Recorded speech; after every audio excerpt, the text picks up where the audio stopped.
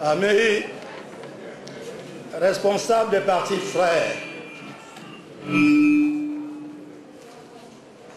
amis et chers compagnons du RDD, distingués invités, mesdames et messieurs, comme vous le savez, le RDD, notre parti, le parti de l'excellence, a aujourd'hui 17 ans. 17 ans rapportés à l'histoire d'un pays ne signifie pas grand-chose. On dirait une goutte d'eau dans la mer. Mais le bon sens commande que nous nous situions dans le cadre de la renaissance de la démocratie multipartite dans notre pays pour comprendre que notre parti n'est pas si jeune. Il commence plutôt à avoir une histoire, son histoire,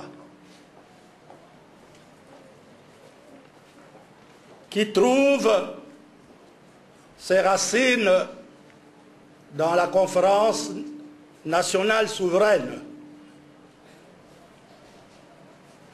Aujourd'hui, 2 décembre 2007, jour anniversaire de notre parti, est donc pour nous, cadres et militants du RDD, un jour pas comme les autres. Voilà pourquoi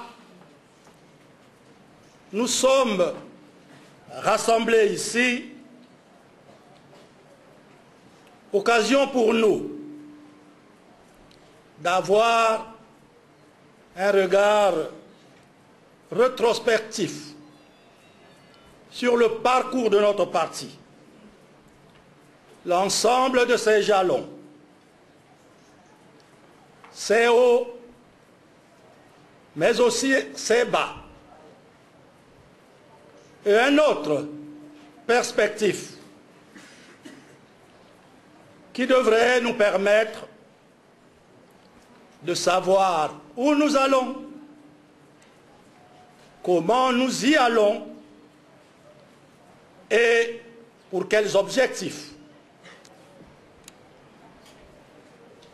Chers compagnons, maintenant que cette occasion s'ouvre à nous,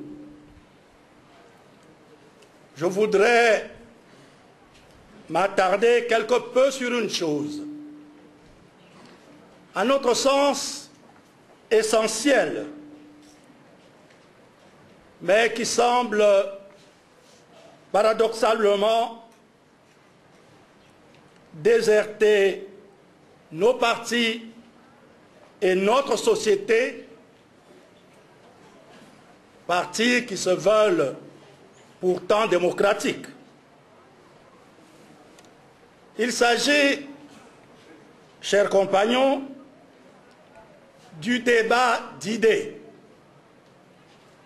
qui n'est autre chose que la sève nutritive de toute démocratie.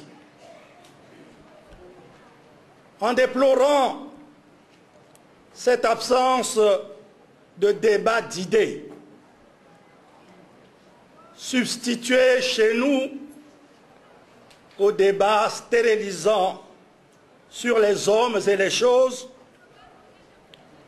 je voudrais en appeler aux cadres et militants de notre parti pour qu'il retrouve son essence, je voudrais aussi vous appeler que notre parti, à sa naissance, avait opté clairement pour la social-démocratie comme modèle de société. Dans la fièvre de cette époque, qui avait vu naître la plupart des partis qui composent aujourd'hui le paysage politique de notre pays, nous pouvons dire que notre parti était des tout premiers à prendre cette option. Mais direz-vous de quoi avait été faite notre analyse? Notre analyse se fondait d'abord sur la philosophie et les principes de la social-démocratie. Parlant ainsi, nous retiendrons que la social-démocratie est un courant de pensée socialisant, au départ proche du communisme, mais à la fin anticommuniste et opposé au capitalisme sauvage, hostile à la lutte des classes et à la dictature du prolétariat. C'est donc une philosophie qui consiste à envisager l'organisation de la société selon la règle dualiste de libéralisme et de justice sociale. La social-démocratie s'articule autour des principes suivants. Du point de vue des libertés individuelles et publiques, il y a le principe de l'individualité ou de la personnalité, soulignant le droit fondamental et inaliénable de la dignité de l'homme et du libre épanouissement de la personne. Le principe de la liberté de croyance et d'association.